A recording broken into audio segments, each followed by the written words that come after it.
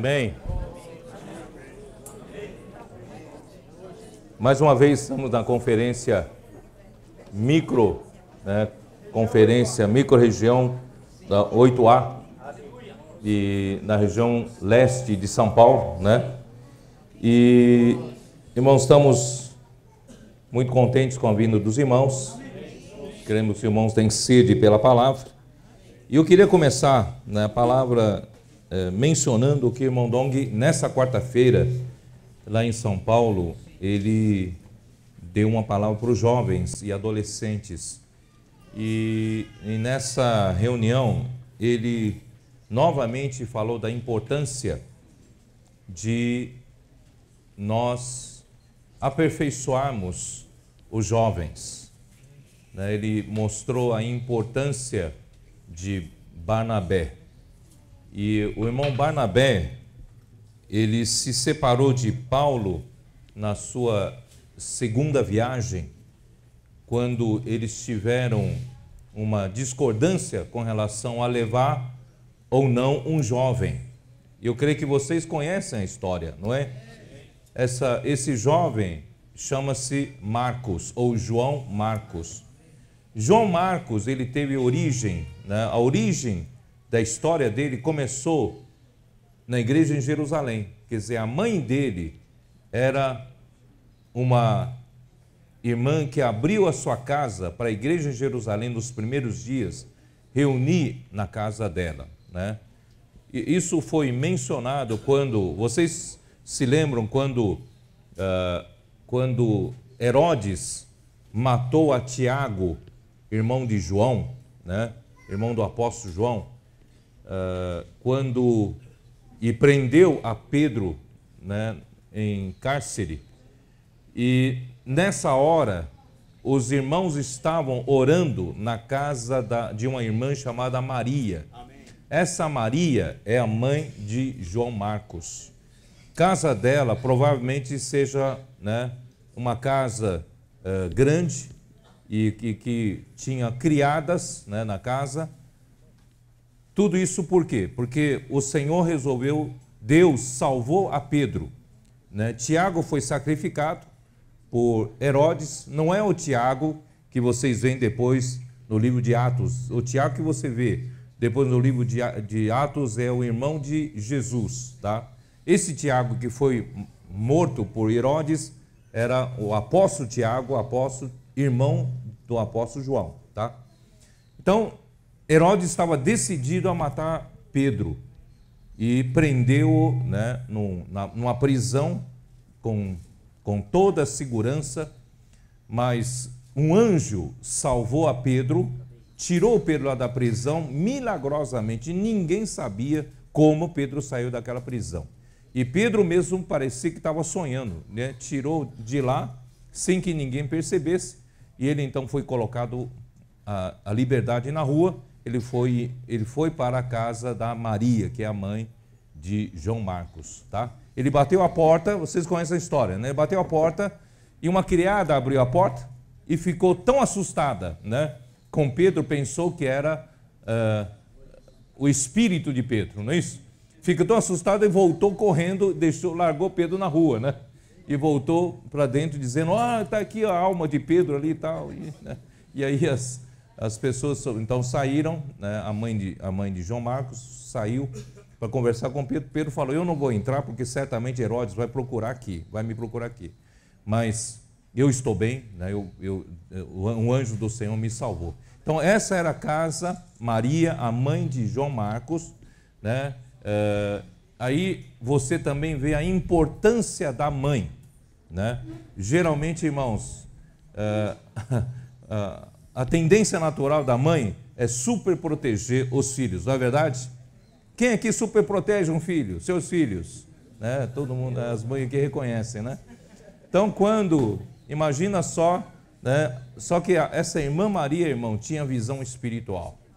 Ela fez com que o seu filho, pediu para Barnabé levar o seu filho juntamente com eles para a obra do Senhor. Então, na primeira viagem de Paulo com Barnabé, eles levaram esse jovem João Marcos. Só que quando passaram pela ilha do Chipre, ao navegar para o continente, eles devem ter naufragado o navio deles e passaram por poucos e boas, né? Um aperto ali, um naufrágio, voragem do mar, tudo isso descrito depois por Paulo, né? E esse jovem não aguentou. Quando chegou no continente, a primeira coisa que ele fez, eu não vou mais continuar nisso não, eu vou embora. Ele foi embora para a casa da mãe dele em Jerusalém, Maria. Você imagina só essa mãe, né? Puxa vida, eu coloquei meu filho para servir ao Senhor e depois quase que meu filho morre. Não, você não vai embora mais daqui não, você fica aqui sob minha proteção, não vai embora mais daqui, não vai servir ao Senhor. Essa é a tendência natural das mães, mas a Maria não, a Maria insistiu. Você tem que aprender, né, com esses irmãos, né, os apóstolos, né, a sofrerem pelo Senhor e certamente o Senhor vai aperfeiçoar você, vai usar você mais tarde. Isso então fez com que João Marcos novamente fosse ali em Antioquia e na segunda viagem Barnabé quis levar, né, João Marcos de novo para essa viagem. Só que Paulo, né, pelo fato dele ter abandonado, né, na primeira viagem, Paulo não quis de jeito nenhum levar. Então houve uma discussão entre os dois e Barnabé e João Marcos foram para um lado, Paulo levou a Silas, né, para outro lado. Vocês conhecem a história. No passado, a nós foi ensinado de que isso mostra que o Senhor não era com Barnabé, não é isso? Então a história dele a partir daí foi interrompida, a história espiritual dele foi interrompida na Bíblia. Mas irmãos, não quer insistir, mostrar para nós que não é verdade isso. A continuidade da história de Barnabé é comprovada em João Marcos, mais tarde se tornando pessoa útil, não é isso? Tanto para apóstolo Pedro como para apóstolo Paulo, como para escrever um livro na Bíblia, que é o Evangelho de Marcos. Portanto, irmãos, não podemos nunca, irmão, desistir. Se um jovem, uma pessoa que está servindo ao Senhor, ele não aguentar, né, sofrimento e desistir, ir embora, irmão, nós não podemos dizer, essa pessoa nunca mais vai prestar para servir ao Senhor.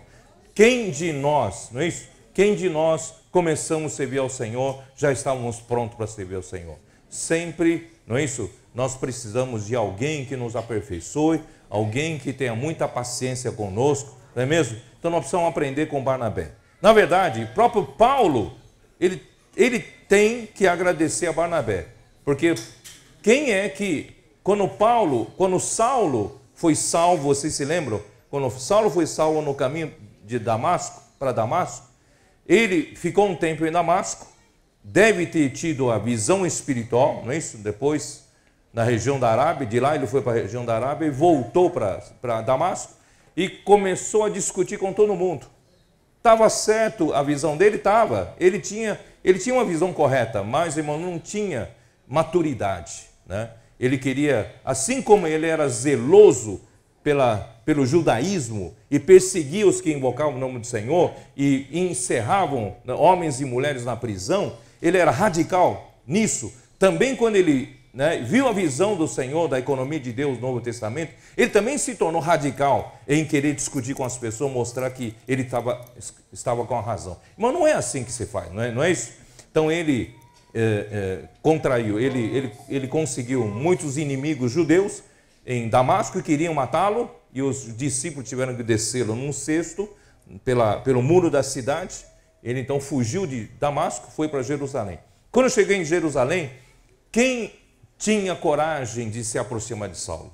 Todos sabiam que ele era um que prendia os que invocavam o nome do Senhor. Quem é que foi até ele para introduzi-lo, apresentá-lo aos irmãos líderes de Jerusalém? Foi Barnabé. Barnabé que levou a Saulo, não é isso? Junto aos irmãos. Irmãos, se não tivesse Barnabé, nem Saulo estaria na continuidade no livro de Atos dos Apóstolos.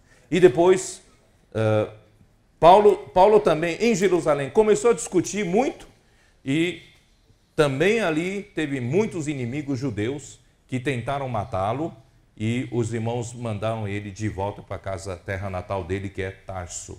Ele é de Tarso, mandaram por Tarso. Você está causando muito problema aqui, fique na sua casa, vai embora. Aí foi para Tarso, aí o livro de Atos escreve, aí então a igreja passou a ter paz. E se multiplicava em número de pessoas, tal. Quer dizer, Paulo, né, era aquele que estava perturbando, né, não estava trazendo a paz. Então isso mostra, irmãos, que Paulo também foi aperfeiçoado por alguém cuidou dele. Ele em Tarso, Barnabé mais tarde foi mandado pela igreja em Jerusalém, quando Antioquia foi levantado, não é isso? Os gentios, a primeira igreja dos gentios foi levantada em Antioquia. A igreja de Jerusalém mandou Barnabé para dar uma olhada lá. Ele viu realmente a obra do Espírito Santo e resolveu buscar Paulo em Tarso. Pegou Paulo em Tarso, levou para Antioquia. Ele teve uma oportunidade de passar 1 ano servindo com os irmãos lá na igreja de Antioquia. Veja vamos dizer assim, as qualidades de Barnabé, né, de ter aperfeiçoado, insistido com Paulo, e a partir daí, irmãos, o Espírito começou a usar Paulo grandemente. Por isso, irmãos, nós nunca podemos achar que alguém falhou em alguma coisa, não presta mais para o Senhor, para a obra do Senhor. Irmãos, precisamos ter paciência, precisamos ter muito amor, muita perseverança, né? Mesmo com relação aos seus filhos, irmãos, nunca superproteja demais seus filhos. Irmão, coloca seus filhos para servir ao Senhor. Tá? Manda para o SEAP, né? Não tem essa questão de na igreja, o irmão deu bronca nele, pronto, nunca mais eu vou deixar ele, né? Não, sabe, se for assim, irmão, seu filho vai ser uma pessoa imprestável para todos sempre. Então precisa colocar essas pessoas, irmão, para servir ao Senhor, mesmo que cometam algumas falhas, não tem problema, irmãos. O Senhor há de aperfeiçoar cada um de nós. Nós tornaremos pessoas úteis à mão do Senhor. E João Marcos, depois que saiu da segunda viagem, saiu com Barnabé para a ilha de Chipre, e aparentemente não houve mais menção, mas, irmãos, quem é que levou esse jovem João Marcos para estar com Pedro em Mesopotâmia? Ele se tornou um filho amado de Pedro. Como? Alguém levou ele até lá. Um jovem sozinho não ia ir sozinho viajar até Mesopotâmia e dizer, Pedro, né, se apresentar, eu estou aqui, ó, quem é você? Então Barnabé deve ter levado ele até lá. E Barnabé percebeu naquela reunião de Atos 15, eu estou repetindo tudo que o irmão falou na quarta-feira, tá? Em Atos 15, Barnabé percebeu que entre todos, Pedro tinha peso na palavra. Vocês se lembram daquela reunião, aquela discussão toda? E Pedro levantou, ele percebeu, Pedro tem peso na palavra. Eu vou levar esse jovem para ser aperfeiçoado junto com Pedro. Amém. Por isso ele foi, né? Esse jovem ficou útil na mão de Pedro. E foi aí, né, esse tempo com Pedro é que ele pegou todas as informações para poder escrever o Evangelho de João. Irmãos, naquele tempo, mesmo hoje, quem tem condições de escrever um livro da Bíblia? É qualquer jovem? Tem que ser alguém que tenha o quê? Uma estrutura, né, cultural, uma estrutura de estudo. Certamente ele teve, porque, né, a mãe dele lhe deu condições de estudar, ter tido um nível cultural bom para ele poder escrever. E mais tarde, irmãos, o próprio Paulo, né, teve ele como cooperador. Vocês se lembram, né? Paulo já perto de ser martirizado, falou para trazer junto João Marcos, seria útil para ele. Portanto, irmãos, nós temos que... por que eu falei tudo isso? Isso vai ter relação do que eu vou falar hoje, tá? Então, nós precisamos cuidar de cada irmão com muito amor, muita paciência, com muita perseverança, até que todos os irmãos sejam aperfeiçoados para reinar no mundo que há de vir, tá? Então, nós Vamos começar a nossa palavra desse jeito. O irmão Dong tem mostrado para a gente que há 4 livros principais dos escritos de Paulo que compõem, né, livros principais da economia neotestamentária de Deus. E o irmão Dong nos fez uma ilustração muito boa para a gente não esquecer nunca. A ilustração de um avião, né? E ele mostrou para a gente qual é o corpo principal da economia neotestamentária de Deus. Qual é o livro que, né, retrata o encargo principal da economia neotestamentária de Deus? É o livro de Gálatas. Gálatas é a fuselagem desse avião. Gálatas é o quê? É essa nave, a aeronave onde estão os passageiros. Quer dizer, é para isso que serve. Se um avião não carregasse passageiro, não serve para nada. Não é isso? O avião é um meio de transporte. E nesse avião, irmãos, nós podemos estar nele. Porque esse avião tem uma cabine de passageiros. E nós estamos sendo carregados por esse avião. Aleluia! Esse avião, o corpo do avião é o livro de Gálatas. Eu vou dizer para vocês, o livro de Gálatas, ele fala qual é o ponto principal do livro de Gálatas. Fala da economia neotestamentária de Deus. O ponto principal do livro de Gálatas, irmãos, é a fé. A fé. Se você tirar a fé, não sobra nada na economia neotestamentária de Deus. Em outras palavras, o plano de Deus. O que é economia neotestamentária de Deus? Para nós ainda soa um pouco teórico, né? O que é economia neotestamentária de Deus? Eu vou falar de uma maneira talvez que chegue mais perto de vocês. Irmãos, é simplesmente o plano de Deus para a sua salvação. É o plano de Deus para a salvação do homem. E a salvação é completa. Deus quer salvar completamente o homem e alçá-lo, na verdade, a ter condições de reinar com ele no mundo que há de vir.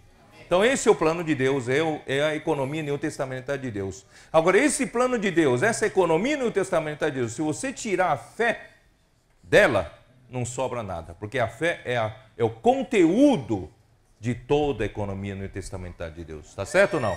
Então, se você tirar a fé, irmãos, não existe vida cristã.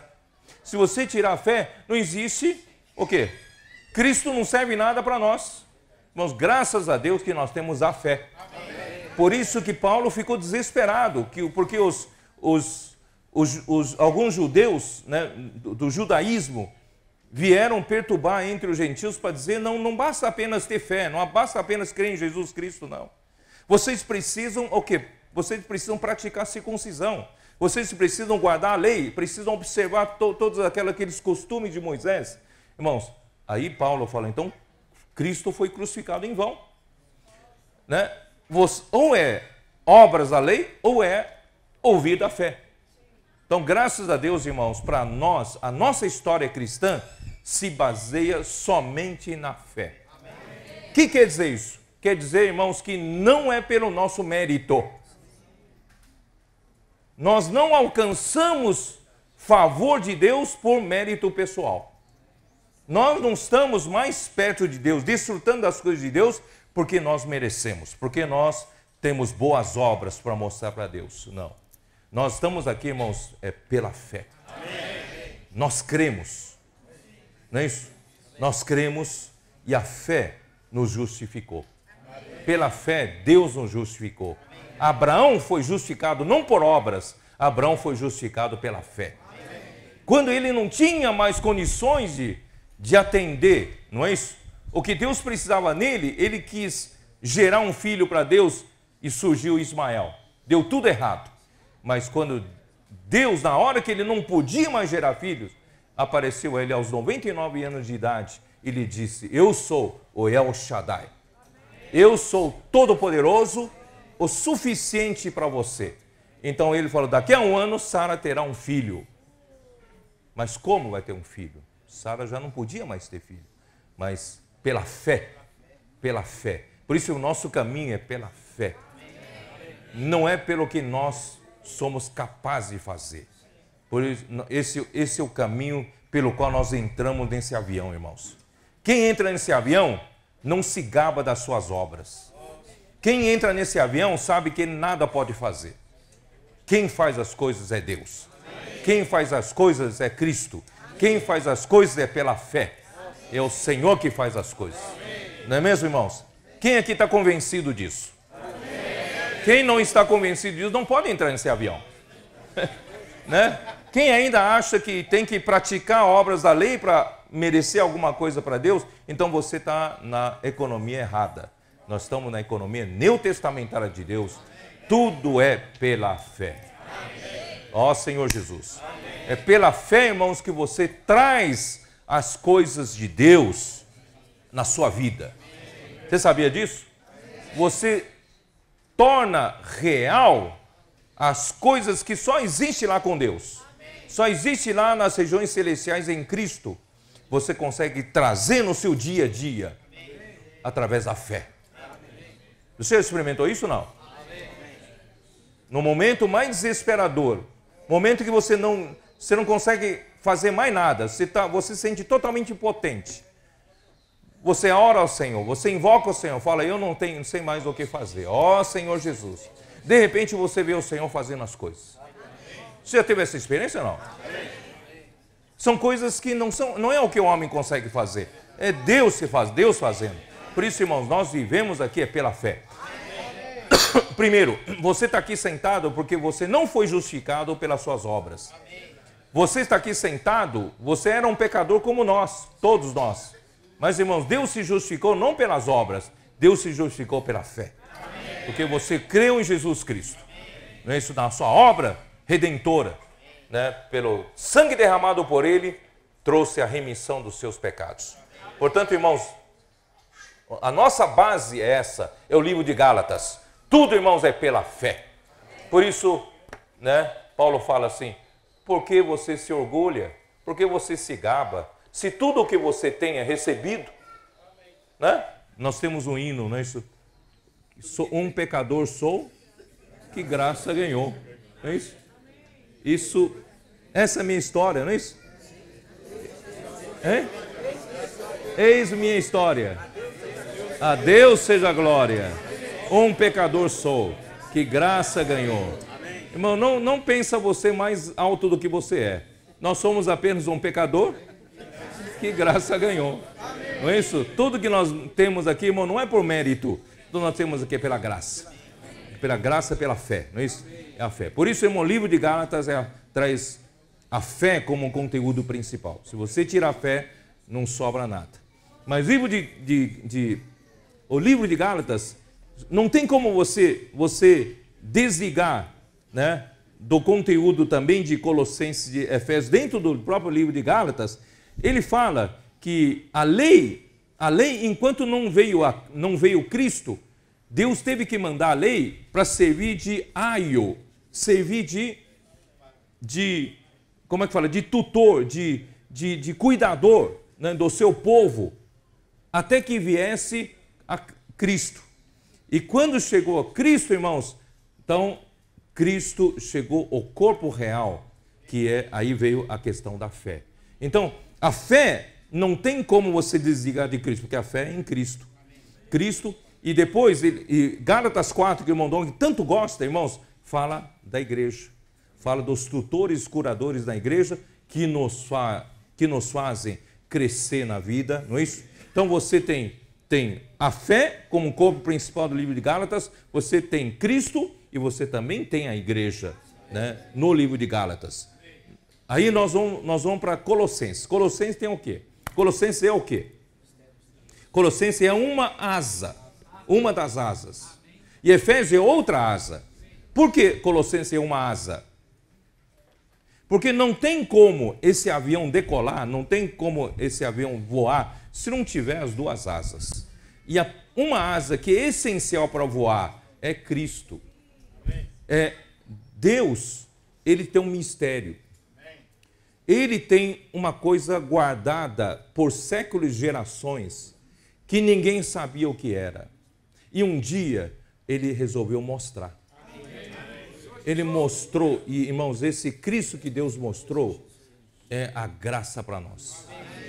é o presentão que nós ganhamos de Deus. Por isso, irmãos, é um mistério de Deus.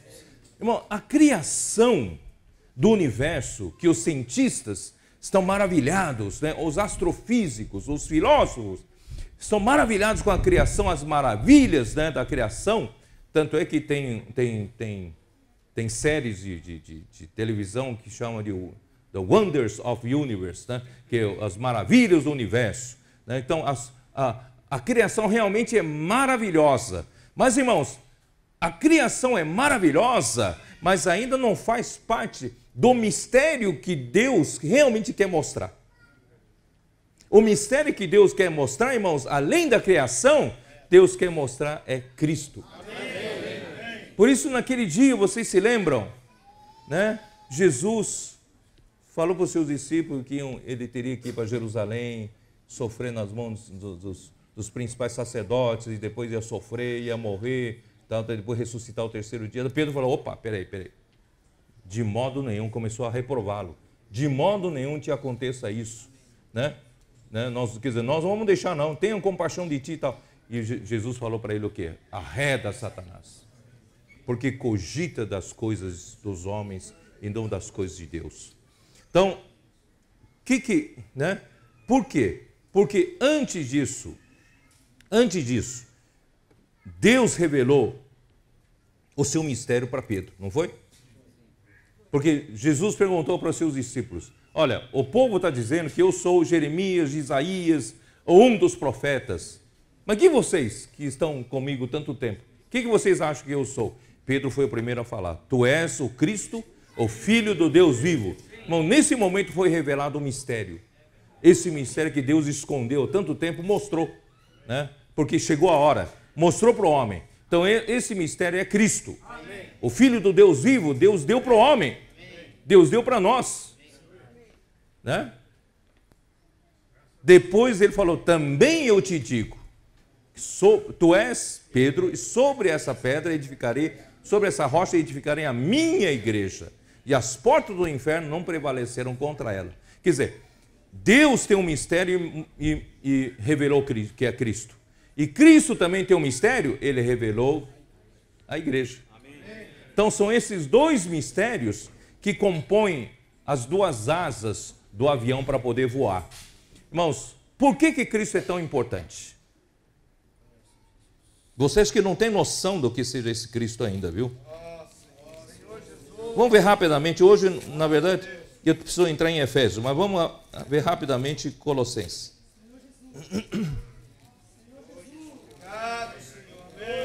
Senhor Jesus.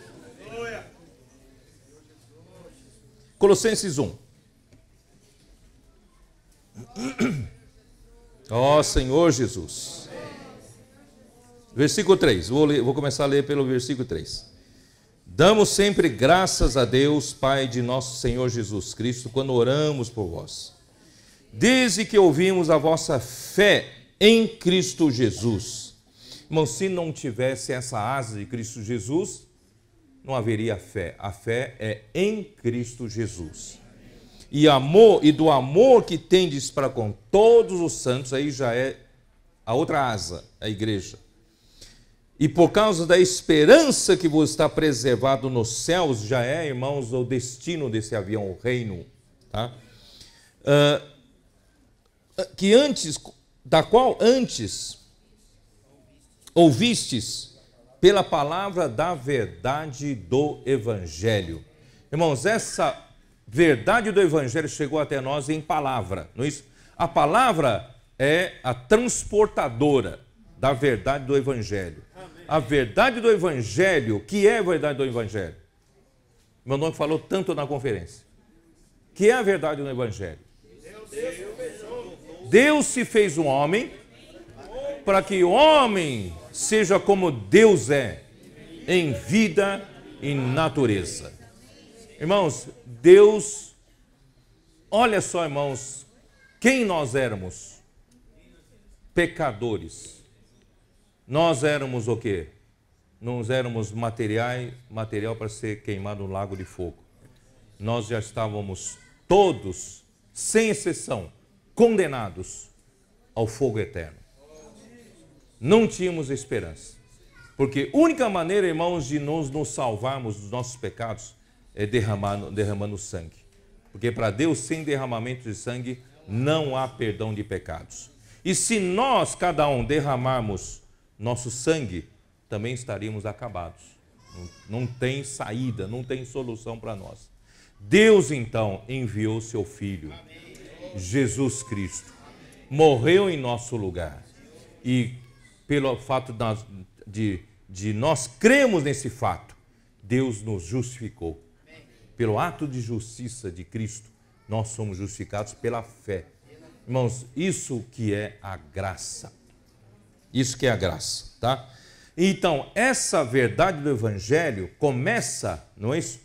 Por Cristo. Ele fez tudo isso por nós.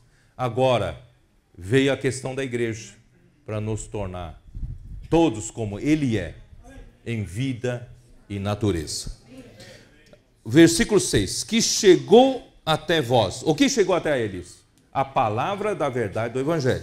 Que chegou até vós, como também em todo o mundo está produzindo fruto e crescendo. Irmãos, a verdade do Evangelho não é uma informação, não é uma coisa doutrinária.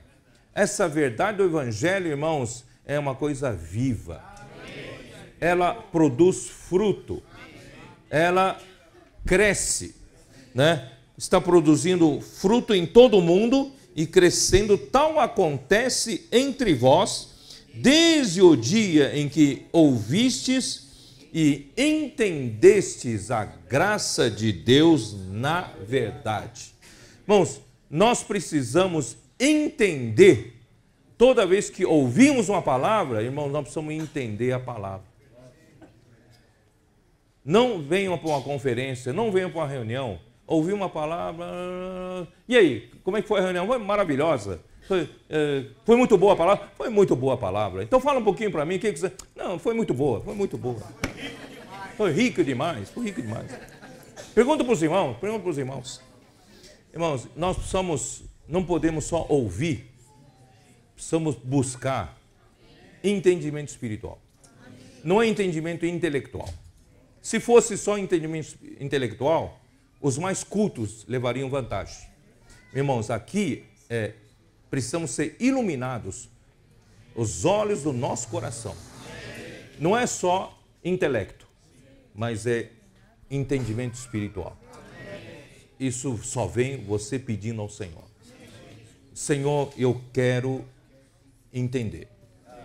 Mas não é entender intelectualmente. Você fala, eu quero entender qual é a graça de Deus contida nessa verdade. Irmãos, entenderam o que eu estou querendo dizer? Que eu quero mostrar que não é doutrina que você está buscando. Você não está buscando ser um estudioso que sabe falar bem. Não. Você quer entender onde está a graça de Deus nessa verdade que você está recebendo. Porque a graça de Deus não é uma doutrina. A graça de Deus é um presente de Deus para você desfrutar, para você usufruir. Entendeu? Então, onde está a graça de Deus? Então, é isso que você tem que entender. Cada palavra, o que eu ganho com isso? Espiritualmente, não é isso? Como pratico isso? Como eu exercito isso? Como posso tomar posse disso? É a graça de Deus na verdade, tá? E essa graça, irmãos, é Cristo. Quando o irmão Doug chegou a esse ponto aqui, ele mostrou Isaías 55. Você se lembra? Lá na conferência? O que é Isaías 55? Quem sabe?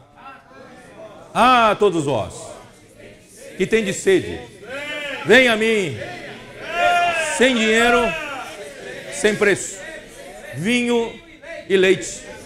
Não é isso? Por que gastais naquilo que não é pão? Né? E vem desfrutar, deleitar-se em finos manjares. Irmãos, isso é graça. Essa graça, irmãos, é Cristo. É o mistério de Deus, é Cristo. E Cristo foi dado por Deus a você e a mim como a graça. Como presente. Eu falo assim para você entender melhor. A graça, na verdade, é presente. Deus deu um presente para você. Quem é esse presente? É Cristo. E você precisa entender essa graça na verdade. Ó Senhor Jesus.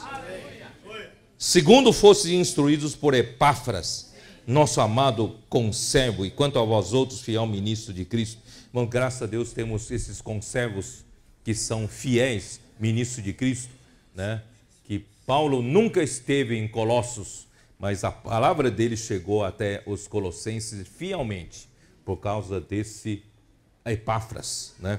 Nós todos queremos ser esses Epáfras, fiéis ministros de Cristo. Bom, onde eu quero chegar, irmãos, eu não tenho tempo, só mostrar, confirmar um pouco a questão de entendimento espiritual. Versículo 9 fala isso. Por esta razão também nós, desde o dia em que ouvimos, não cessamos de orar por vós e de pedir que transbordeis de pleno conhecimento da sua vontade em toda a sabedoria e entendimento espiritual. Isso mostra, irmão, não é entendimento intelectual. Você precisa pedir sabedoria. Você precisa pedir entendimento espiritual para você realmente ter pleno conhecimento da vontade de Deus. O que Deus realmente quer, né? A fim de viverdes de modo digno do Senhor para o seu inteiro agrado, frutificando em toda a boa obra e crescendo em pleno conhecimento de Deus. E sendo fortalecidos com todo o poder, segundo a força da sua glória, em toda a perseverança e longanimidade com alegria, né? Eu gosto de colocar esse com alegria junto de longanimidade, tirando esse ponto e vírgula aqui, né? Porque tem algumas traduções, coloca com alegria logo depois de longanimidade, outros colocam com alegria como ligando com a sentença embaixo. Mas eu prefiro, né, assim, segundo a força da sua glória, em toda perseverança e longanimidade com alegria. Com alegria. Aqui é outra reunião, tá? Para mostrar aqui. É outra reunião. Para mostrar que o poder... Mas eu quero só dizer o seguinte, para tentar resumir aqui. O poder de Deus, toda vez que nós, filhos de Deus, falamos em poder de Deus, logo pensamos naquele poder, não é isso? Aquele poder de jogar um fogo para, né, queimar algum, né? Né? Que desça fogo sobre essa pessoa que praguejou, né? Tal. Ou nós pensamos em poder de ressuscitar um morto, um poder de curar, né, uma pessoa, de levantar um paralítico. Quer dizer, nós pensamos nesse tipo de poder, né, o poder do dia do Pentecoste, né, esse tipo de poder. Mas interessante que o poder aqui, irmãos, é um poder que é segundo a força da sua glória. Eu falei um pouquinho lá em São Paulo, né? Um pouquinho em São Paulo. O que é um poder que é segundo a força da glória? O que é o poder da sua glória? Ainda em toda perseverança, em longanimidade e com alegria. Certamente, irmãos, um poder, se o Espírito me der um poder agora de levantar um paralítico, certamente eu não sei se precisa de longanimidade e perseverança. Por quê? Já foi realizado, não é isso? Não precisa de longanimidade nem perseverança. Mas, irmãos, esse poder aqui que Paulo está falando é um poder que é segundo a força da sua glória, com toda perseverança em longanimidade, com alegria. Que é isso? Que é isso? Que poder é esse? Irmãos, esse é o poder que Deus, ó Senhor Jesus, estou pensando como explicar com poucas palavras, porque eu não posso me estender aqui, né? Tem muita coisa para falar. Irmãos, Deus, eu vou dizer o seguinte, Deus preparou você para ser um vaso, para Ele colocar sua glória. Você sabia disso ou não? Eu não queria perder esse tempo aqui, mas vamos lá. Romanos 9. Para não pensar que eu estou falando, né, sem base bíblica. Romanos 9, versículo 23. Todos acharam? A fim de que também desse a conhecer as riquezas da sua glória em vasos de misericórdia que para glória preparou de antemão. Irmãos, nós somos vasos de misericórdia que Deus preparou de antemão para quê? Para receber a glória de Deus. Agora, como você recebe a glória de Deus? É complicado, é complicado, não é fácil assim não. Não é que de noite, uma noite, de repente eu fui orando, dormi. Eu dormi, como que adormeci, de repente tive uma visão, vejo uma grande luz, uma luz muito branca, vinha um senhor de branco, tal, e, não é isso, filho meu, quero te dar minha glória. E aquela noite eu me enchi de glória do Senhor. É assim que o Senhor dá essa glória aos vasos de misericórdia? Como é que o Senhor dá essa glória? Se fosse assim, não precisa de perseverança, não precisa de longanimidade. Como é que o Senhor dá a glória para nós, irmãos? Precisa de muita sabedoria. 1 Coríntios 2.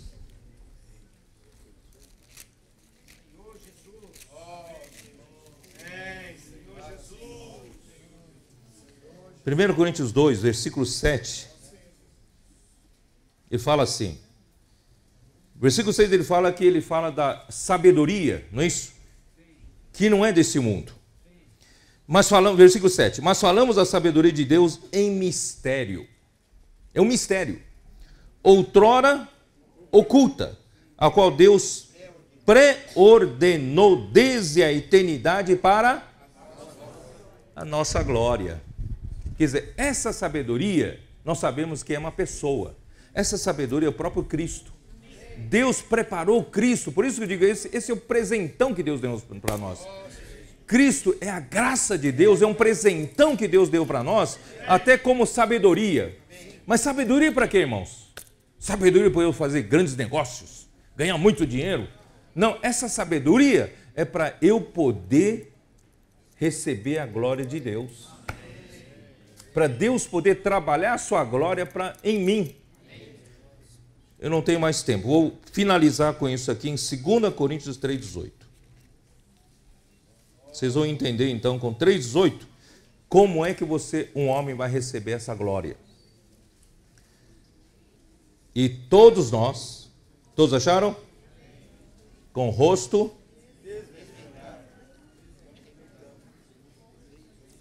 desvendado, contemplando como por espelho a glória do Senhor. Somos transformados de glória em glória na sua própria imagem, como pelo Senhor o Espírito. Como é que eu recebo a glória? Eu sou um vaso de misericórdia para conter a glória de Deus. Mas como é que a glória de Deus entra em mim? É pela transformação metabólica. Assim como você come todos os dias,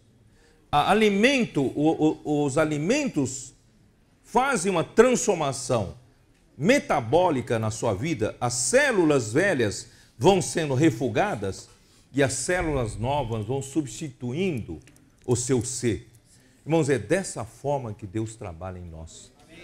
Como é que a glória de Deus consegue ser colocada em nós? Irmão, não é de uma noite por dia assim, entrou a glória, não. É no trabalhar de transformação, do dia a dia. Por isso, irmãos, isso exige de muito poder. O poder de Deus é para isso. O poder com a força da glória. Deus está, irmãos, mudando o nosso ser. Amém. Cada elemento de Deus que entrou em nós, irmãos, trouxe um pedacinho de glória. Amém. Um pouco mais de glória em nós. Então, irmãos, cada dia que nós deixamos o Senhor trabalhar em nós, nos alimentando dele, não é isso? Através da vida da igreja, através da palavra, irmão, nós estamos o quê? Nos acumulando dessa glória. E muitas vezes em meio a sofrimentos, muitas vezes em meio a provações. E nessa hora precisa de perseverança, precisa de longanimidade, mas com alegria. Porque nós estamos sendo transformados de glória em glória. E quando o Senhor voltar, irmãos, é o momento da nossa glorificação. Essa glorificação é a glorificação, vamos dizer assim, final. É o coroamento de todo o processo de glorificação que nós vivemos, de transformação de glória em glória. Quando o Senhor voltar, você já terá chegado à plena filiação.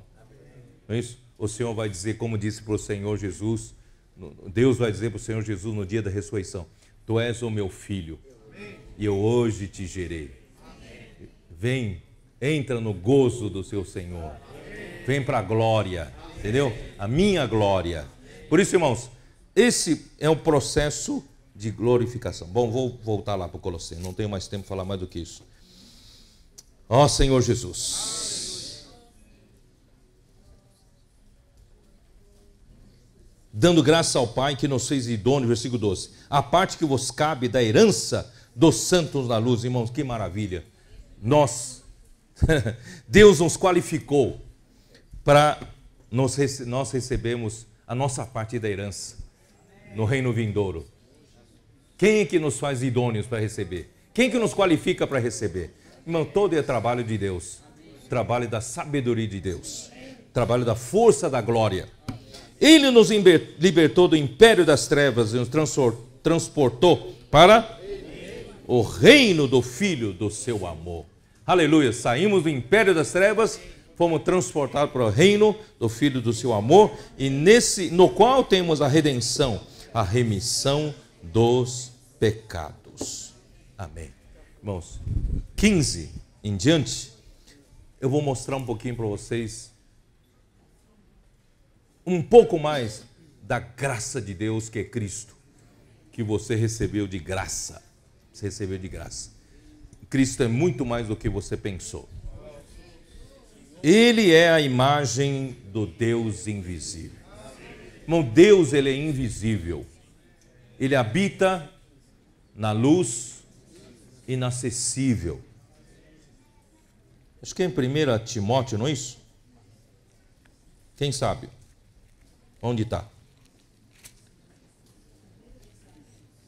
1 Timóteo, não é isso? Versículo 15, em capítulo 6, versículo 15. A qual, em suas épocas determinadas, há de ser revelada pelo bendito e único soberano, Rei dos reis, Senhor dos senhores. Irmãos, ele é o único que possui imortalidade. Nesse universo todo, ele é o único que possui a imortalidade. Mas, irmãos, ele deu para nós essa imortalidade. Senhor Jesus, que habita em luz inacessível, a quem homem algum jamais viu, nem é capaz de ver. A ele honra e poder eterno. Amém. Irmãos, ele habita na luz inacessível, porque ele é a luz. Ele é a própria luz. Essa luz que nós temos aqui, irmãos, essa luz que nós temos aqui, essa luz física, são ondas eletromagnéticas, transmitidas por meio de fótons, que são as partículas, né? E essa luz aqui é a sombra dele. Ele é a verdadeira luz. Ele é a luz. Então, irmãos, ele é invisível. Ele não precisa de imagem, porque ele não está no mundo visível. Ele não está no mundo material. Ele não está no mundo físico. Ele está em outro mundo, no mundo dele. É outra esfera dele, na dimensão dele, porque não precisa de... Não sei como é que eu explicar para você. Não precisa de imagem. Mas por nossa causa, ele criou o universo. Por nossa causa, irmãos, ele precisou nos mostrar uma imagem. E essa imagem é Cristo. Não sei se vocês estão entendendo. Que Deus não precisa de imagem. Mas por amor a nós, ele mandou Cristo. E Cristo é a imagem do Deus invisível. Ele é o primogênito de toda a criação. Quer dizer, ele é o primeiro da criação. Você sabia disso? Falou, mas peraí, Cristo veio, se tornou carne há 2000 anos atrás? Como é que ele pode ser o primeiro da criação? Lá atrás. Mas ele é. Você crê ou não crê na Bíblia? Irmão, para Deus que não tem tempo, para Ele um dia como 1000 anos, 1000 anos como um dia. Irmão, para Ele tanto faz. Não é isso? Jesus pode ter aparecido 2000 anos atrás, mas para Deus, Ele já tinha aparecido antes da fundação do mundo.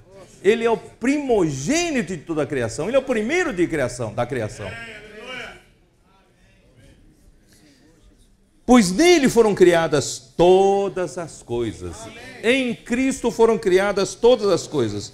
Todas as coisas, no céu, na terra, as visíveis, as invisíveis, sejam tronos, sejam soberanias, quer principado, quer potestade, tudo foi criado por meio dele e para ele.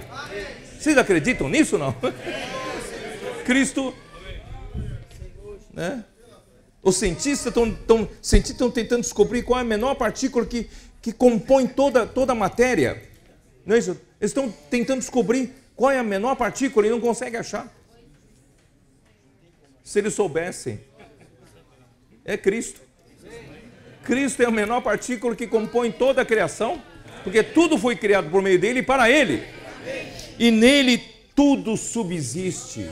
Quer dizer, se você tirar Cristo até na criação, tudo desaba, tudo cai em ruínas. Irmãos, até aqueles ateus, não é isso? Que se gabam que não existe Deus, tá? Irmãos, coitado, se retirasse Cristo, irmãos, todos nós sumiríamos. Se Jó fala, se Deus retirasse para si o sopro dele, nós todos voltaríamos ao pó. Nós também desabaríamos todos, irmãos. Tudo existe, irmãos, porque Deus sustenta por meio de Cristo. Cristo é tudo na criação.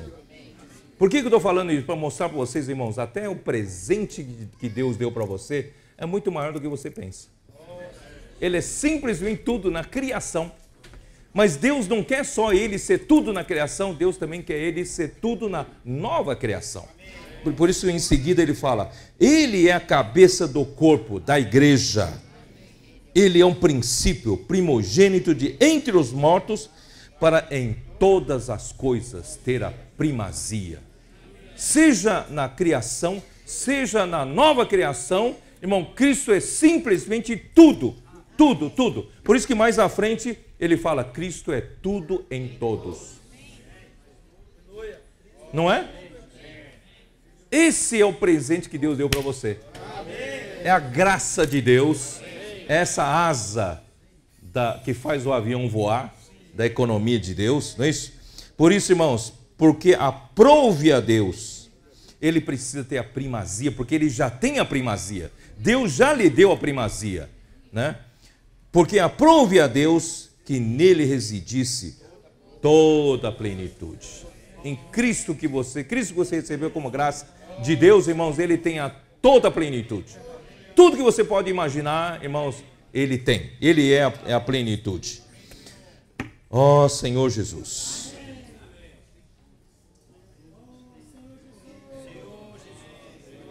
Versículo 26. Vou falar aqui, mostrar aqui para vocês. Versículo 26. Vou pular um pouquinho. O mistério que estivera oculto dos séculos das gerações, agora, todavia, se manifestou aos seus santos, aos quais Deus quis dar a conhecer qual seja a riqueza da glória desse mistério entre os gentios, isto é, Cristo em vós, a esperança da glória.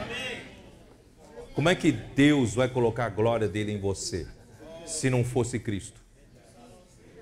Cristo que Deus conseguiu colocar em você a esperança da glória. Deus consegue, através de Cristo, glorificar você, dar sua glória por você. Bom, irmãos, eu não vou continuar aqui em Colossenses, não tenho tempo. Vamos lá para o Efésios, para a gente terminar em Efésios. Ó Senhor Jesus. Efésios. Também não sei como resumir. Vamos lá. Efésios 1 fala. Vocês se lembram? Eu vou só dar um toque para vocês. Quando vocês lerem a Bíblia, vocês vão prestar atenção nisso, vocês vão entender melhor. Todos os 3 livros que nós estamos falando, de Gálatas, de Colossenses, agora de Efésios, mais tarde nós vamos falar de Filipenses, todos esses 4 livros, eles vão mencionar todos os itens principais. A fé, que é o Gálatas, vai mencionar Cristo, vai mencionar a igreja, não é isso? E vai mencionar a esperança, o reino, o destino. Todos os 4 livros vão mencionar. Só que como é que fala? O ponto de vista é diferente. O ponto de observador é diferente. Por exemplo, quando fala em Colossenses, você vai ver, em Colossenses você vai ver a fé, você vai ver Cristo, você vai ver a igreja, não é isso? Mas também você vai ver a esperança. Mas você vai ver que em Colossenses ele fala tudo do ponto de vista de Cristo. Se vocês entendem o que eu quero mostrar. Ele mostra, irmãos, que na igreja, mais tarde vocês vão ver que ele fala assim, não fique correndo atrás de rudimentos do mundo, não fique correndo atrás de faça isso, não faça aquilo, não manuseie aquilo, não é isso? Sabe? Cristo é corpo real, não corre atrás de sombra. Não sei se vocês estão entendendo o que eu quero dizer, né? Porque muitas pessoas depois, né, que creu no Senhor Jesus e começa a achar que tem outras coisas ele pode se apegar para viver a vida do cristão, né? Então, não está difícil eu explicar, né? Por exemplo, proibir de fazer isso, proibir de fazer aquilo, come isso, não come aquilo. Paulo fala isso tudo não é o essencial. Irmão, o essencial é que se você tiver Cristo e você tiver, né? Você estiver vivendo na comunhão com o Senhor, se você estiver na plenitude de Cristo, irmão, você não precisa dessas outras coisas. Não sei se eu consigo explicar. Você não precisa de rudimentos do mundo, você não precisa de esses outros ensinamentos humanos. Você precisa de Cristo, não pode substituir Cristo com essas coisas, não. Na vida da igreja, irmão, nunca substitui a Cristo. Com qualquer outro tipo de ensinamento, qualquer outro tipo de prática. Irmão, tudo é para a gente voltar para o Espírito. Não é verdade, irmãos? Não tem métodos humanos. Tudo é Cristo. Então, o Colossenses mostra do ponto de vista de Cristo. Agora, Efésios, ele vai mostrar do ponto de vista da igreja. Vocês entenderam? Ele vai falar todos os mesmos pontos, mas o observador diferente. Observando outro ponto de vista. Então, aqui, Efésios capítulo 1, né? Ele mostra tanta coisa aqui, né? Ele mostra a visão da economia de Deus, que Deus nos escolheu. Deus, não sei como explicar para vocês. Tudo partiu, na verdade, eu vou explicar dessa maneira. Tudo partiu. Nós ganhamos a grande sorte. Nós, homens, ganhamos uma grande sorte. Por quê? Porque Deus, Ele é teimoso. Ele tem uma vontade forte. E quando Deus põe alguma coisa na sua vontade, ninguém tira da cabeça. Ninguém lhe tira da cabeça. E nós ganhamos a grande sorte de que nós somos o beneplácito da sua vontade. Não sei se você percebeu. Nós somos aquilo que Deus planejou lá na eternidade futura, passada, para ter prazer. Ele tem prazer em nós. Ele falou, eu vou criar um homem, eu tenho prazer neles. E aqui mostra que Deus, olha aqui, ó, versículo 11, eu vou mostrar para você, versículo 11. Nele digo, no qual fomos também feitos herança, predestinados segundo o propósito daquele que faz todas as coisas conforme o conselho da sua vontade. Quer dizer, Deus é aquele que não faz nada se não for pelo conselho da sua vontade. Quer dizer, se a sua vontade determinou em fazer uma certa coisa, as obras dele são dirigidas pela sua vontade. E nós somos, ó, versículo aqui, ó, versículo 5, e nos predestinou para ele, para a filiação por meio de Jesus Cristo, segundo o beneplácito de sua vontade. Irmão, nós somos simplesmente o que dá prazer para Deus na sua vontade.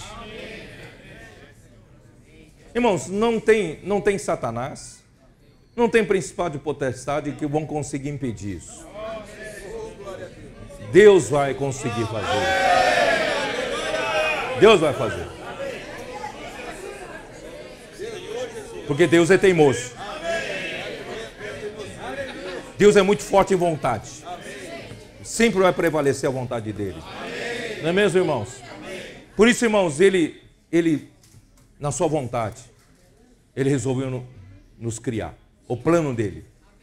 Ele nos criar, sabe para quê? Embora ele nos criou o nosso corpo no plano físico, ele nos criou o nosso corpo no plano terreno, com pó da terra, mas, irmãos, ele soprou para dentro de nós o sopro da vida.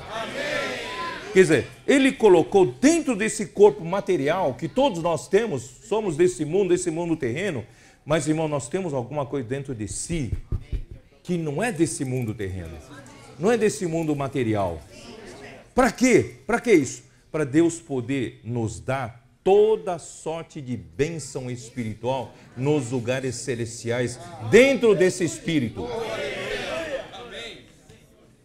Então só que nós, irmãos, somos acostumados a viver o dia a dia, olhando com esses olhos, né, experimentando as coisas por meio desse corpo físico.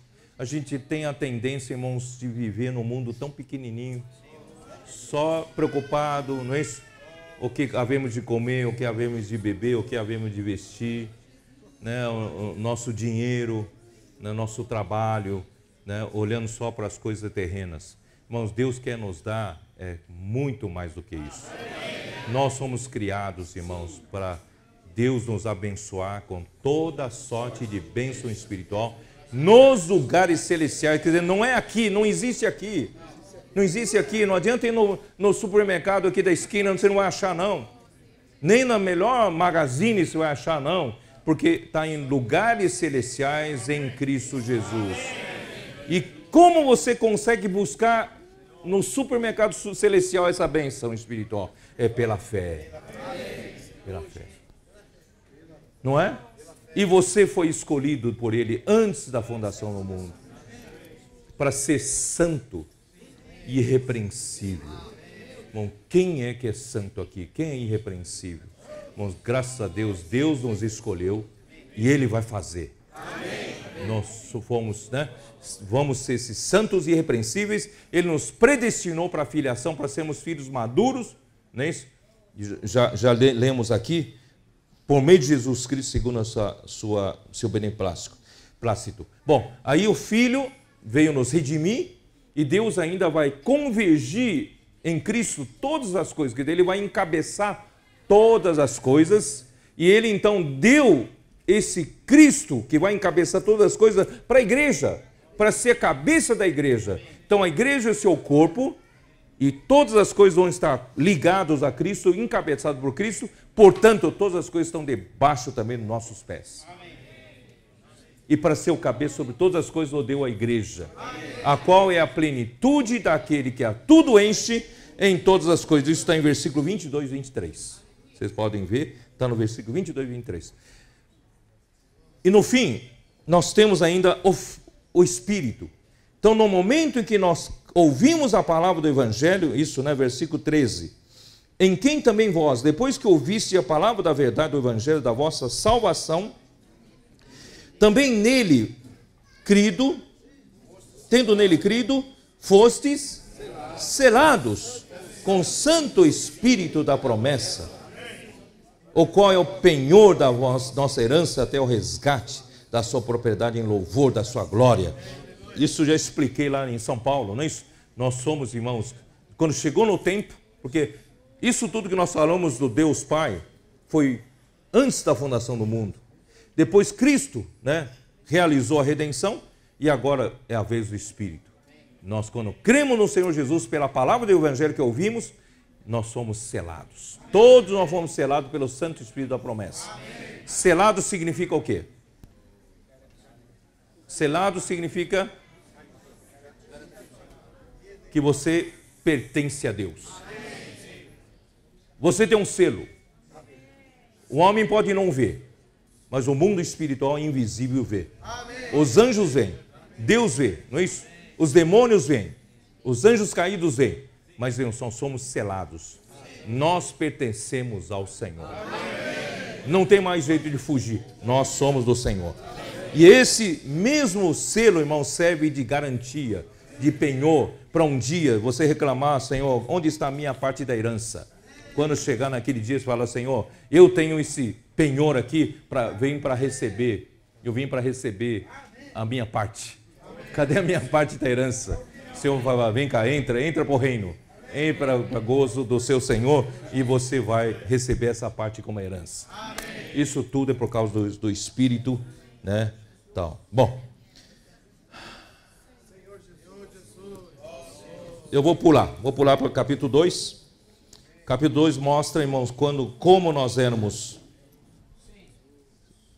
Ele nos deu vida, vos deu vida estando nós mortos em vossos delitos e pecados, nos quais andastes outrora, segundo o curso desse mundo, segundo o príncipe da potestade do ar, do espírito que agora atua nos filhos da desobediência, entre os quais também todos nós andamos outrora, segundo as inclinações da nossa carne, fazendo a vontade da carne e dos pensamentos, e éramos por natureza filhos da ira, como também os demais. Irmão, por que eu fiz questão de ler isso, mesmo com falta de tempo? Para mostrar, irmãos, quem nós éramos.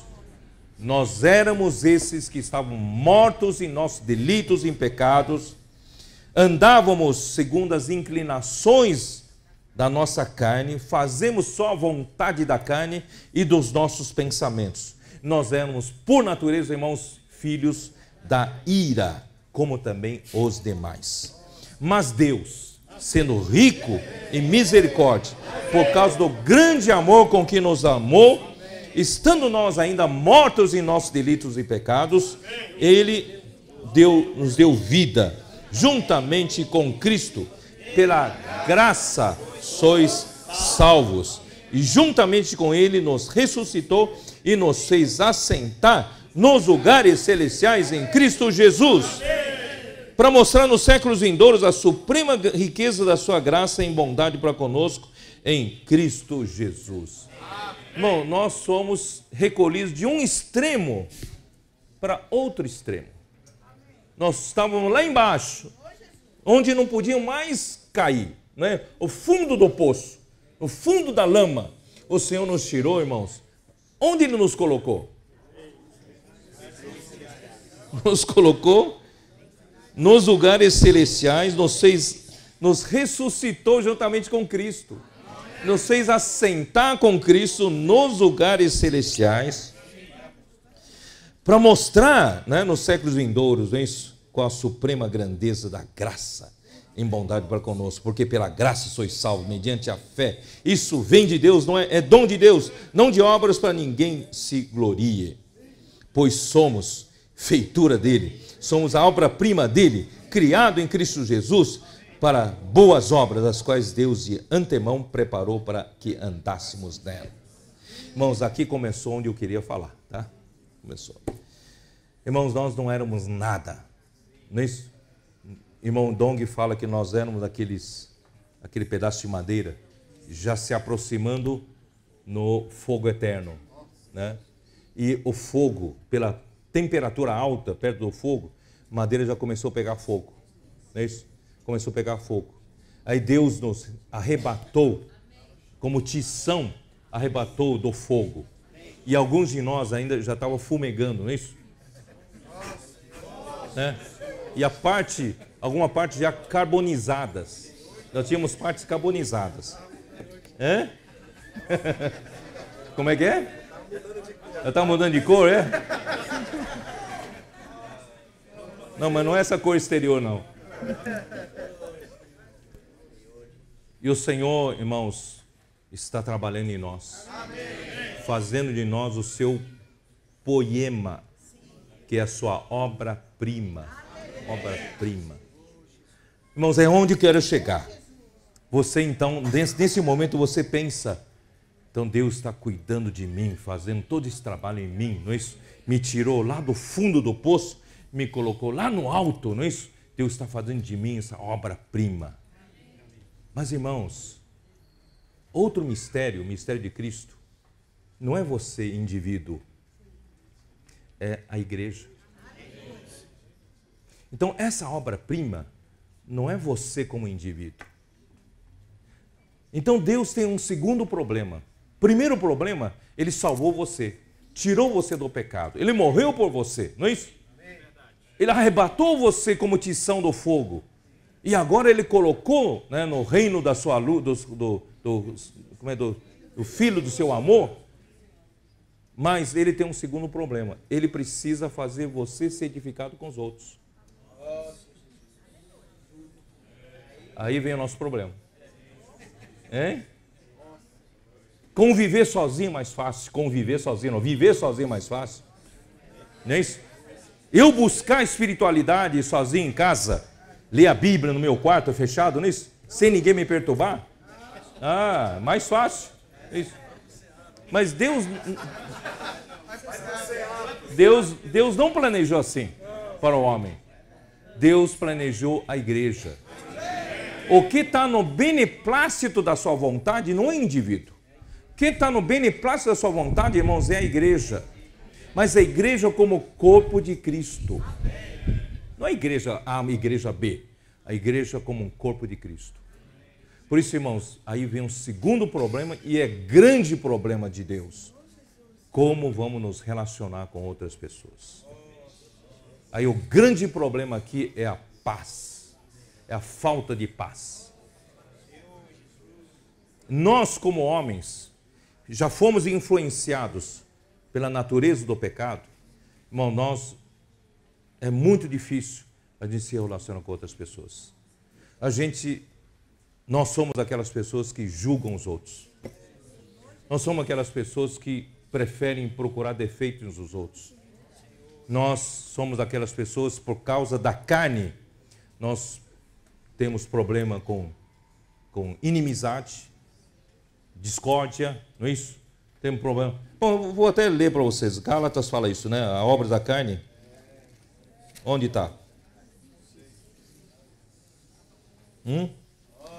A obra da carne, capítulo 5, versículo 19. Ora, as obras da carne são conhecidas, são prostituição, impureza, lascívia, idolatria, feitiçaria. Agora eu vou começar essa parte aqui, ó. Inimizades, porfias, ciúmes. E quando alguém então é chamado por Mondong para ser cooperador, e quem está do lado dele, meu Deus do céu, a ciumeira, né? Ciúmes, iras, discórdias, dissensões, facções, invejas. Eu não vou falar nem dos outros, porque bebedistas até considerando fichinha, né? Mas tem coisas mais difíceis, tá essa parte do meio da alma. A parte da alma é a parte mais difícil. Irmãos, isso faz com que, irmãos, então Deus, o casamento, para nós aprendermos um convívio a dois. E é tão difícil.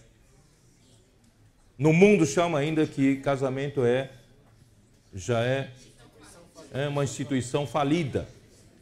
Por que instituição falida? Porque viver na carne é difícil. É difícil.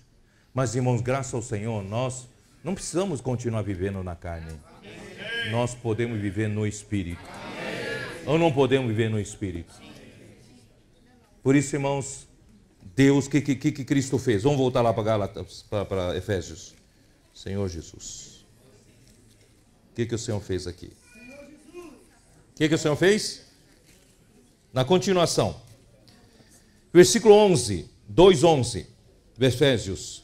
Portanto, lembrai-vos de que outrora vós, gentios na carne, chamados incircuncisão por aqueles que se intitulam circuncisos na carne por mãos humanas. Naquele tempo estáveis sem Cristo, separados da comunidade de Israel, estranhos às alianças da promessa, não tendo esperança e sem Deus no mundo.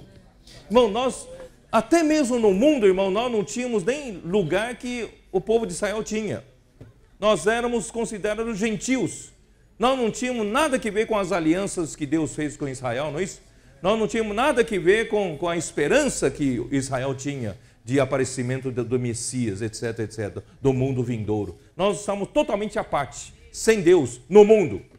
Mas, irmãos, mesmo, veja bem, agora nós temos, na terra, temos dois povos. Um povo que tem, a comunidade de Israel, tem promessa de Deus, tem esperança, né? Tem as alianças com Deus, e o resto do povo não tem nada disso. E Deus já tem um grande problema. Como reconciliar esses dois povos? Irmãos, é tão difícil hoje. Você já sentou do lado de um judeu? Conversou com ele alguma coisa? É muito difícil a reconciliação. Você pode fazer negócio com ele, né? Ele gosta de fazer negócio, principalmente quando o dinheiro vai para o bolso dele. Mas sim, você falar de convívio, vamos dizer, no tocante à religião, no tocante a assunto de Deus, vamos dizer, é dificílimo. Tem uma parede de separação entre dois povos. Cristo tinha que resolver esse problema primeiro. O que ele fez? Mas agora em Cristo Jesus, vós que antes estáveis longe, fostes aproximados pelo sangue de Cristo, porque Ele é a nossa paz.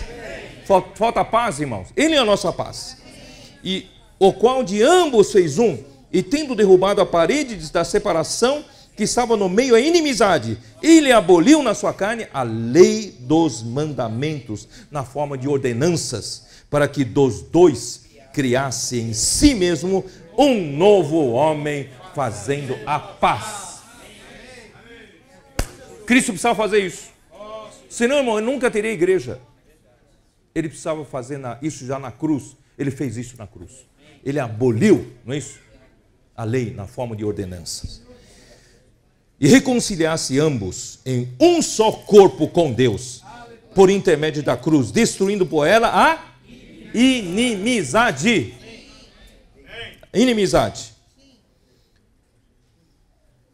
E vindo, evangelizou paz a vós outros que estáveis longe, e paz também aos que estavam perto, porque por ele ambos temos acesso ao Pai em um espírito, porque já não sois estrangeiros e peregrinos, mas concidadãos dos santos, e sois da família de Deus, edificados sobre o fundamento dos apóstolos e profetas, sendo ele mesmo, Cristo Jesus, a pedra angular, no qual todo edifício bem ajustado cresce para santuário dedicado ao Senhor, no qual também vós juntamente estáis sendo edificados para a habitação de Deus no Espírito.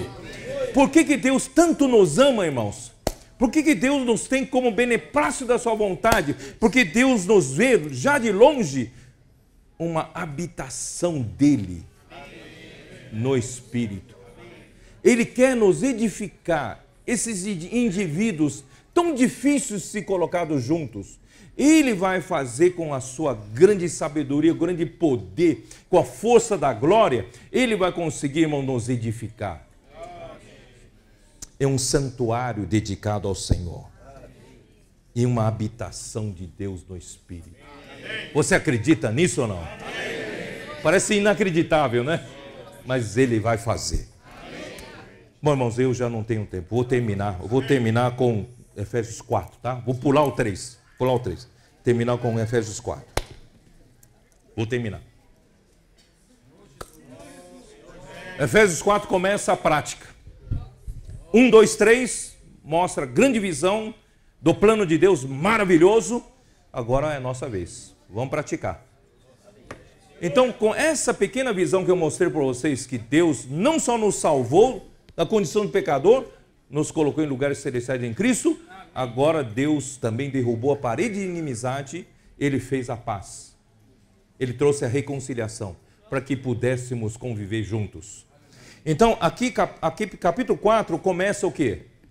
Começa a nossa prática. A nossa prática tem que começar com certos princípios. Olha só. Rogo-vos, pois, eu prisioneiro no Senhor, que andeis de modo digno da vocação a que foste chamados. Como?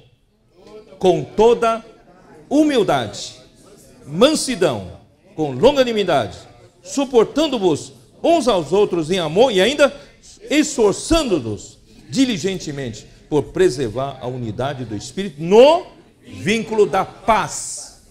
Irmão, cada palavra aqui é importante. Se o seu casamento não está dando certo, irmão, se o meu casamento não está dando certo, é porque não estamos aplicando isso. Falta humildade, falta mansidão, falta suportar um ao outro em amor, falta o amor, falta se esforçar diligentemente para preservar a unidade do Espírito, a viver no Espírito. E tudo isso no vínculo da paz. E a paz, irmãos, tem que ser... O meu contato com outro irmão, não pode ser um contato direto de atrito, né, de dois corpos. Tem que ter uma argamassa no meio. Essa argamassa no meio tem que ser a paz. Entre o marido e mulher também, irmãos, tem que ter a paz no meio. Lembre-se que a argamassa é o vínculo. O vínculo tem que ser o vínculo da paz. Esse vínculo só vai vir quando você esforça-se diligentemente por preservar a unidade do Espírito. Quando você vive no Espírito, não adianta você agora com autoajuda, com livro de autoajuda você vai conseguir isso. É por meio do Espírito. Meio do Espírito.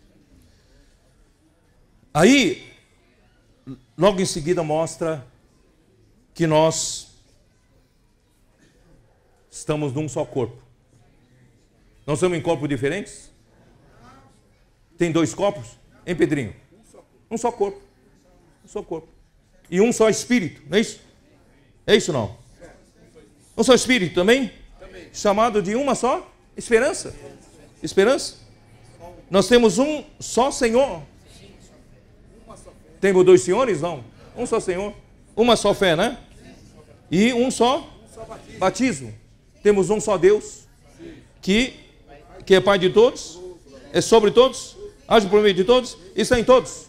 Irmãos, esse é o segredo. Esse é o segredo para a nossa convivência.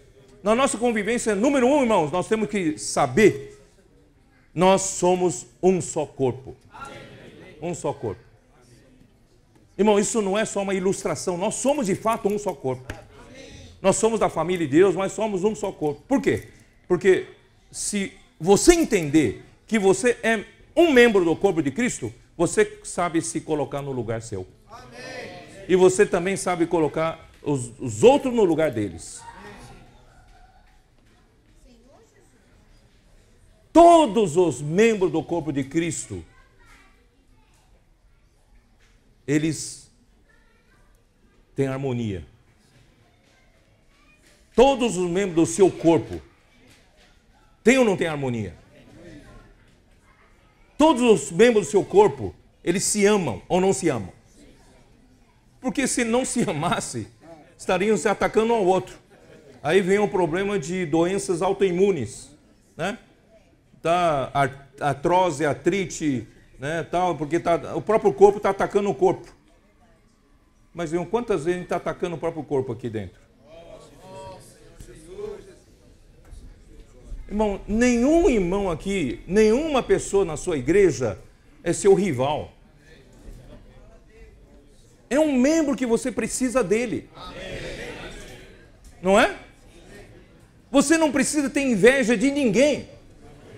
Porque todos os membros, se um membro quando é glorificado, quando é honrado, todos se sentem honrados. Porque faz parte do mesmo corpo. Não há dois corações. Num corpo tem um só coração. Se houvesse dois corações, então esses dois corações tinham que disputar o seu lugar. Aí um só fica, o outro tem que morrer. Irmão, existe isso no corpo? Não, o corpo não precisa disso. Porque Deus fez o corpo certinho.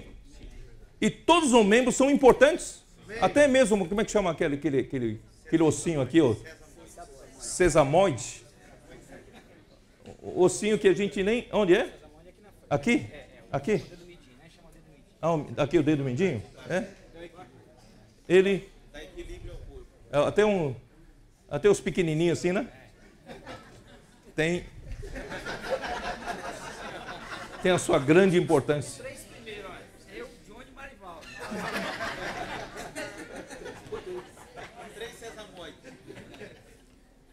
Tem 2 rins.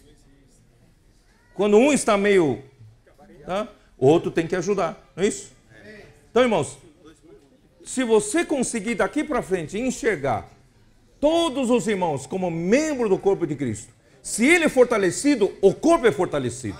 Se o corpo é fortalecido, você é fortalecido. Por isso, irmão, não precisa ter inveja de ninguém, não precisa torcer para ninguém ir mal, não precisa, irmãos, rogar praga a ninguém. Nós precisamos, irmãos, é abençoar a todos. Amar a todos. Aí eu vou voltar para aquilo que o irmão Dong falou no começo, na quarta-feira. Quanto mais a gente aperfeiçoar as pessoas, em lugar de apontar defeitos, em lugar de falar só levantar só críticas e falhas, por que a gente não pegar a longanimidade, a perseverança, humildade e mansidão para aperfeiçoar as pessoas? Porque a partir do versículo 7, quando fala da graça, andar na graça, esse andar na graça, para minha surpresa, eu pensava que andar na graça, eu andar na graça individual. Pô, daqui para frente eu vou andar na graça. Mas aqui andar na graça é a edificação do corpo de Cristo. Você percebeu isso, não? E andar na graça e começa a falar do dom, exercício do dom, exercício dos membros do corpo de Cristo. Então, irmãos, quanto mais o corpo vai bem, eu vou bem. Quanto mais os outros vão bem, eu vou bem. Então não torça para ninguém ir mal. Você tem que fazer com que todos vão bem. Por isso não cause nenhum problema de divisão entre os irmãos. Não fale mal de ninguém para ninguém aqui. Porque, irmãos, todos nós precisamos, irmãos, ser aqueles que aperfeiçoam os outros. Tem paciência, amor, cuidar uns dos outros. E mais do que isso, irmãos, esse corpo precisa crescer. Precisamos pregar evangelho. Irmão Dong, na quarta-feira, foi na quarta que nós almoçamos com ele? Foi na quarta? Ou na terça? Terça-feira, né? Terça-feira. Nós almoçamos com ele. Ele no caminho, ele embora, né, ainda está em recuperação dos seus pulmões, mas ele parecia mais forte que todos nós. Ele falou assim, o espírito de evangelização está muito baixo. Nós precisamos levantar esse espírito. Nós precisamos fazer com que a igreja, os irmãos, né, tenham mais encargo de pregar o evangelho. Né, seja individualmente, seja coletivamente, né, nós não precisamos pregar o evangelho. Precisa ter esse espírito de pregação do evangelho. Mesmo no nosso viver diário, não é isso? Nosso trabalho, está faltando, está faltando esse espírito, está queimando, precisa arder isso. Né? E à noite, quarta-feira à noite, ele deu essa palavra para os jovens, de realmente como Barnabé, né? Cuidar dos jovens, cuidar das pessoas, aperfeiçoar todos. E você olhar para o capítulo 4, quando fala de andar na graça, ele fala, ele concedeu uns para apóstolos, outros para profetas, evangelistas, pastores e mestres, com vistas ao aperfeiçoamento dos santos, para a obra do ministério, para a edificação do corpo de Cristo. Então, andar na graça, irmãos, é edificar o corpo de Cristo. Andar na graça é aperfeiçoar os irmãos. Então, pregar o evangelho, trazer pessoas novas, é aperfeiçoar pessoas novas. Senão, irmãos, nossa vida cristã, nossa vida igreja vai ficar muito acomodada. Fica muito sem graça, não é isso? Sempre as mesmas pessoas. Aí até a tendência a criticar um ao outro, porque não tem mais aqui mais outra coisa a fazer. A nossa energia, né? A gente não gasta energia para pregar o evangelho, para cuidar das pessoas, né? Então é aqueles dois, aquele casal não precisa de filhos, irmão, precisa de filhos. Precisa de filhos em casa, né, Pedrinho? Precisa de filhos em casa. Então vamos criar filhos em casa. Né? Mais filhos em casa, para ter lugar. Irmãos, na igreja, irmão, daqui para frente, vamos parar com todo fogo amigo. Sabe o que é fogo amigo? Sabe o que é fogo amigo? É? Quando as forças armadas estão lutando, né, contra o inimigo. Aí vem uma força errar o alvo e acertar a outra. Do mesmo time, né? Irmãos, isso é fogo amigo, não é isso? É fogo amigo. Você até ri, né? É tolice, não é isso? Quem que vai, de repente, uma força aérea vai bombardear a nossa própria base. Bum, explode aqui, mata um comando, né? Irmãos, mas na igreja acontece isso. Em vez de gastar energia, irmãos, para pregar evangelho, gasta energia em casa, ficar falando mal um dos outros. Isso é fogo amigo, irmãos, fogo amigo. Não gaste energia nisso. Gaste energia, irmãos, em suprir vida, pregar evangelho, apacentar, cuidar das pessoas, exercitar seus dons, ajudar os outros a exercitar seus dons. Irmãos, vocês vão ver como a igreja vai para frente. E mais do que isso, irmãos, se nós realmente enxergarmos que somos membros do mesmo corpo, irmão, vai ser gostoso viver a vida da igreja. Porque onde eu for, irmãos, eu sinto amor. Os irmãos me recebem amor, me acolhem amor, não ficam com aqueles olhos de juízes, né? Ficam olhando meus defeitos, me julgando que eu sou isso, eu sou aquilo, mas todos recebem todos com amor. Irmãos, onde tem isso aqui na terra, essa vida cheia de amor, verdadeiro? Não tem. Só tem na vida da igreja. Irmão, você acha que as pessoas lá fora não gostariam de ter essa vida? Se nós de fato tivermos essa realidade, nós vamos atrair muita gente. Se não atraímos, porque nós ainda estamos brigando um com o outro. Não é isso? Vamos tirar esse tipo de situação dentro do nosso meio. Precisamos restaurar a paz entre nós. Paz. Para a gente poder, irmãos, amar os irmãos. Edificar uns com os outros. Gastar energia em multiplicar. Ganhar mais pessoas. Cuidar uns dos outros. Não é só, irmãos, não é só levar com a barriga para frente na vida social, a vida da igreja. Então, mas é realmente edificar o corpo de Cristo, até que o Senhor venha. Irmão, isso é o avião da economia de Deus se levantando. Levantando, vai atingir o seu alvo. Vai aperfeiçoar muitos para reinar no mundo que há de vir. Você crê nisso? Amém. Vamos ficar de pé, vamos ainda ajudar um ao outro. As minhas palavras são muito limitadas, vocês ajudam um ao outro aí, né? Por favor. Senhor Jesus.